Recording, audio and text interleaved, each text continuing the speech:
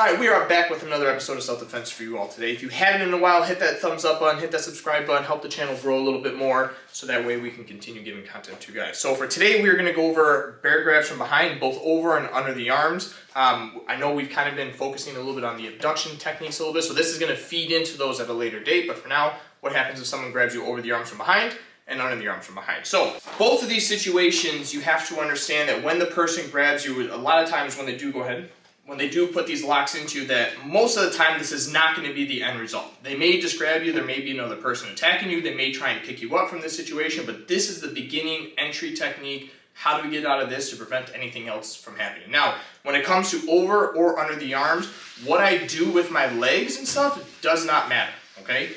That's kind of going to stay the same. The only difference is how I adjust my upper body a little bit. Obviously, with this position, my hands are trapped, and if he's grabbing me under the arms, my hands are available. So I have slightly different options with what I do with my arms, but in regards to waist below and how we get out of it going forward, that's going to remain the same either way. Now, as this happens, whether it's over or under the arms, the first thing that we do immediately, one, is re-grip. Again, and I emphasize this all the time, rule of thumb, if someone grabs you, grab back just as hard. So I'm going to lock this in place. Again, this isn't going to do too much other than kind of prevent this person from moving me around at his own free will, because now that I'm locked on, he's also going to be moving with me, whereas if I'm completely let go and he starts really pulling me, I'm at his full command. So I want to lock this just as a safety net, and again, at the same time, I'm also going to drop my weight and get nice and heavy so that if he does try and pick me up, it's going to stop that right away. Now, same thing if he's going over the arms, I'm going to curl and tuck. Again, I may not be able to get all the way up here, but just grab onto whatever you can, and again, drop your weight and get nice and heavy. Now, before we focus on anything down here,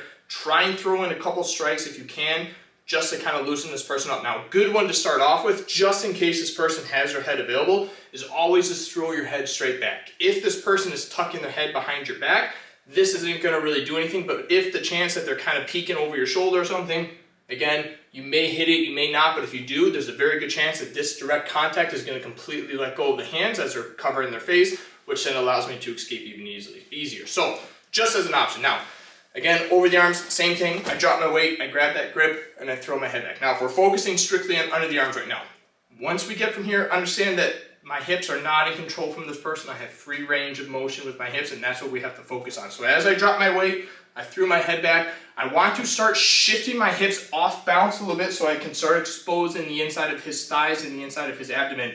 That way I can start throwing groin strikes. I can throw a couple kicks if I need to. If I'm really able to offset my hips a little bit, I may even actually be able to get behind this person, and then from here, we can start throwing in heavy elbows. Again, if this head is available, I can start throwing elbows up here to the face a little bit. All while this is going on, I'm constantly trying to turn into this person. Now again, because they're on my back, if I start trying to turn towards the outside, he's just going to keep following me. But if I offset my hips and I start working towards the inside as I'm throwing these strikes, even if he's still holding on a little bit, my strikes are going to allow this grip to loosen up, which allows me to turn a little bit easier. And again, once I face this person, now I can just start throwing in a fury of strikes, knees, kicks, whatever I need to do until this grip breaks. Once the grips are completely broken, I've thrown in a few strikes, we're going to disengage.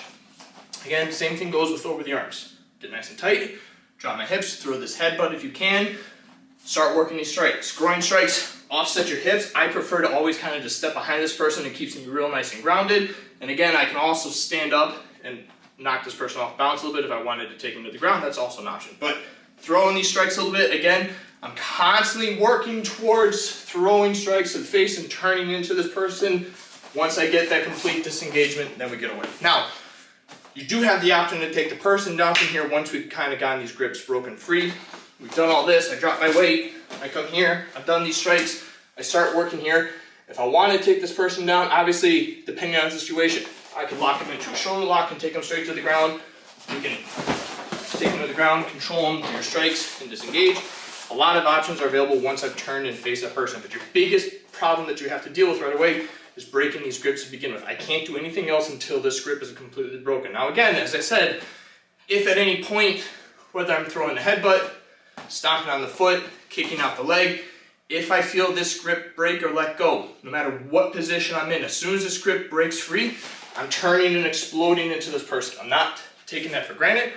I'm not going to try and run away right away because again, this person's still going to come right after. So as soon as that grip breaks, turn, throw in a few strikes. So last time, doesn't matter which one he does, Get a nice tight grip, drop that weight, throw some elbows, get them off balance, punch to the thighs, elbows to the face, strike, kick, and we disengage. The idea again, heavy on the weight, turn that pressure into the person, apply a lot of pressure, apply a lot of strikes, get heavy into the person's face a little bit, take them down if you want to take them down, restrain them if you want to restrain them. Either way, our main focus is separating that grip, doing the damage, getting out, and stay safe. We'll see you next time.